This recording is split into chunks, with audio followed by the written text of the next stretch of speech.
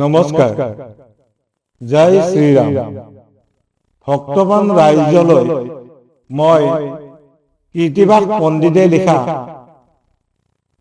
ৰামায়ণখনৰ কিছু অংশ তুলি ধৰিবলৈ আপোনালোকৰ আগত প্ৰয়াস কৰিছো।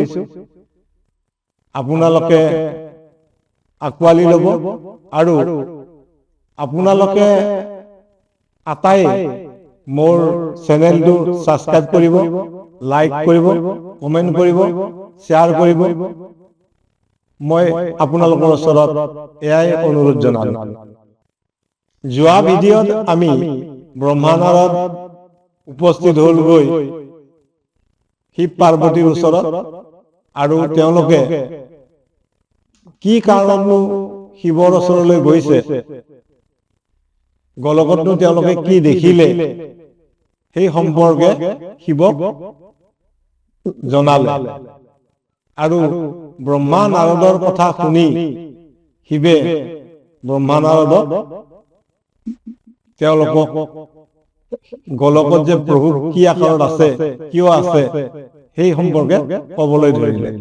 এই শিৱে বোলে শুনা ব্ৰহ্মা মহুৰ বচন, গলকতে আছে প্ৰভু যে মনে আকাৰ, জন্ম লয়তে আছে ৬০,০০০ বৎসৰ, সূৰ্য বংশে জনমিবে অযোধ্যাৰ ধামে, ৰজা হবে দশৰথ অযোধ্যা নগৰে, তিনি গৰ্ভে জনমিবে ৪টি কুমাৰ, জ্যেষ্ঠ হবে ৰামচন্দ্ৰ কৌশল্যাৰ নন্দন, কৈকেয়ীৰ নন্দন হবে ভৰত নাম ধৰে, এই সুমিত্ৰাৰ ২ কুমাৰ লক্ষ্মণ শত্ৰুঘ্ন।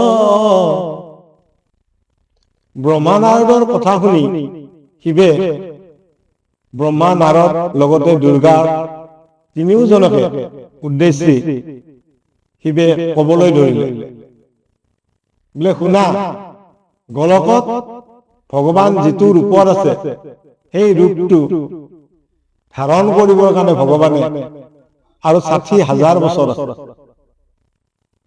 সূৰ্য বংশত জন্মগ্ৰহণ কৰিব অযোধ্যাৰ ধামত। সেই সময়ত ৰজা হ'ব দশৰথ।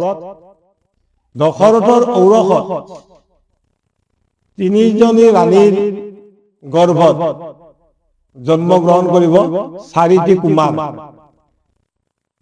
জ্যেষ্ঠ ল'ৰাজনৰ নাম হ'ব ৰাম, আৰু তেওঁ জন্মগ্ৰহণ কৰিব ডাঙৰ ৰাণী কৌশল্যাৰ গৰ্ভত।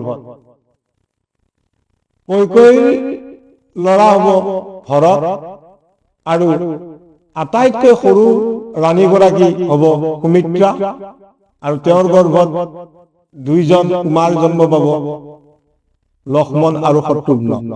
শিৱে নাৰদক চাই কৈছে যে শুনা, লক্ষী মায়ে জন্মগ্ৰহণ কৰিব চন্দ্ৰবংশত মিথিলা নগৰত, আৰু সেই সময়ত মিথিলাৰ ৰজা হ'ব জনক ঋষি। জনক নন্দিনী বৰ্তমান গলকৰ ভগৱান প্ৰভুৰ বাওঁহাতত বহি আছে। এই চন্দ্ৰবংশে জনমিবে মিথিলাৰ ধামে, ৰজা হবে জনক ঋষি মিথিলাৰ নগৰে, লক্ষী ৰূপা সীতা দেৱী জনক নন্দিনী, বকিয়া সেন দেৱী গলক বৈকুণ্ঠে, কীৰ্তিবাস পণ্ডিত গা ইলহুধা গান, আদি কাণ্ড গাইলত পণ্ডিত কীৰ্তিবাসে, কীৰ্তিবাস পণ্ডিত গা ইলহুধা গান, আদি কাণ্ড গাইলত পণ্ডিত কীৰ্তিবাসে। নমস্কাৰ। জয় শ্ৰীৰাম।